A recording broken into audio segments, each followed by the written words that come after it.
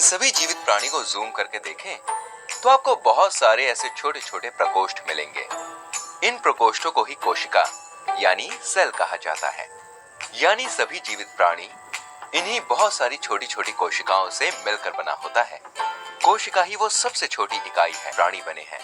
तो कह सकते हैं कि कोशिका जीवन की मौलिक इकाई है। दोस्तों, क्या आप इन्हें अपनी आंखों से देख सकते हैं? सोचो, नहीं। ये कोशिकाएं इतनी छोटी होती हैं कि इनको खुली आंखों से तो देख नहीं सकते। अगर आप इनको देखना चाहते हैं तो अपने विद्यालय की जीव विज्ञान लैबोरेटरी में सूक्ष्मदर्शी यानी माइक्रोस्कोप से देख सकते हैं। अब आपके मन में सवाल आ रहा होगा कि जिस कोशिका को देख पाना इतना मुश्किल है, जिसको सिर्फ सूक्ष्मदर्शी से ही देखा जा सकता है, तो इसके बारे में पता लगाना कितना मुश्किल रहा होगा। सोचो। जी हाँ, 1590s में वैज्ञानिक ज़ेकराइस जेन्सेन ने पहला वास्तविक यौगिक सूक्ष्मदर्शी यानी माइक्रोस्कोप का आविष्कार किया था। फिर 1665 में रॉबर्ट हुक नाम के एक महान जीव वैज्ञानिक ने इस माइक्रोस्कोप का यूज किया और किसी पेड़ की छाल यानी बार्क को सूक्ष्मदर्शी में देखा। उन्होंने पाया कि इस पेड़ की छाल में अनेक छोटे छोटे मधुमक्खी के छत्ते जैसे प्रतीत होती थी। उन्होंने इन प्रकोष्ठों को कोशिका यानी सेल कहा।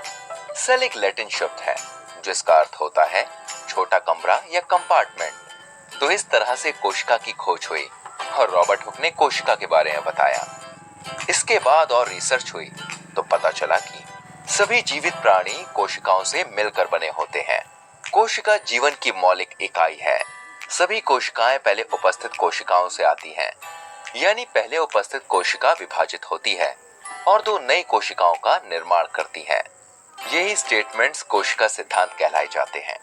अब दोस्तों, ये बताओ, क्या सभी जीवित प्राणी एक जैसी कोशिका से बने होते हैं या अलग अलग? जी हाँ, सही सोचा। सभी जीवित प्राणी एक जैसे दिखते ही नहीं है, तो एक जैसी कोशिका से कैसे बने हो सकते हैं, है ना?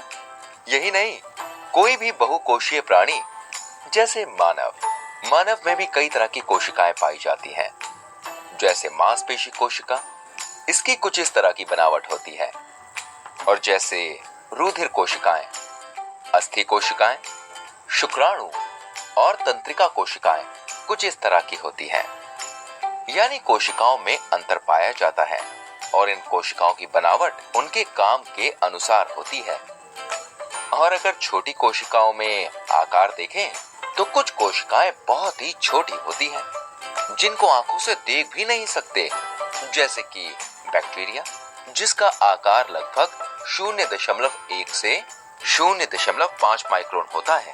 और सबसे बड़ी कोशिका एक शुतुरमुर्ग का अंडा, जिसका आकार 170 मिलीमीटर इंटू 130 मिलीमीटर होता है। तो देखा आपने किस तरह से कई तरह की कोशिकाएं पाई जाती हैं। अब हम ये देखते हैं कि कोशिकाएं दिखती कैसी हैं। ये मानव और ये पौधा। इसे जूम करते हैं। ये जो आप कोशिका देख रहे हैं, ये जंतु कोशिका है और ये पादप कोशिका है। इनकी संरचना कैसे होती है, क्या आप जानते हैं? चलिए देखते हैं। कोशिका संरचना। ये पादप कोशिका है। इसकी बाहर की परत को कोशिका भित्ति यानी कि सेल वॉल कहते हैं और ये केवल पादप कोशिकाओं में ही पाई जाती है। ये जंतु कोशिका में नहीं पाई जाती है। इसके बाद आप जंतु कोशिका में परत देख रहे हैं। इसे कोशिका झिल्ली या प्लाज्मा झिल्ली या आप सेल मेम्ब्रेन और प्लाज्मा मेम्ब्रेन भी कहते हैं। ये परत दोनों पादप और जंतु कोशिकाओं में पाई जाती है। इसके बाद आप एक गोलाकार चीज देख रहे हैं। इसे केंद्रक यानी न्यूक्लियस कहते हैं। केंद्रक और प्लाज्मा झिल्ली के बीच जो एक क्षेत्र है, इसे कोशिका द्रव्य यानी साइटोप्लाज्म कहते हैं। कोशिका में बहुत महत्वपूर्ण भाग होते हैं जो एक परत से घिरे रहते हैं, जिन्हें कोशिकांग यानी सेल ऑर्गेनेल कहते हैं। ये कोशिकांग कोशिका द्रव्य में तैरते रहते हैं। इन कोशिकांगों का अपना अपना महत्वपूर्ण काम होता है। चलिए देखते हैं।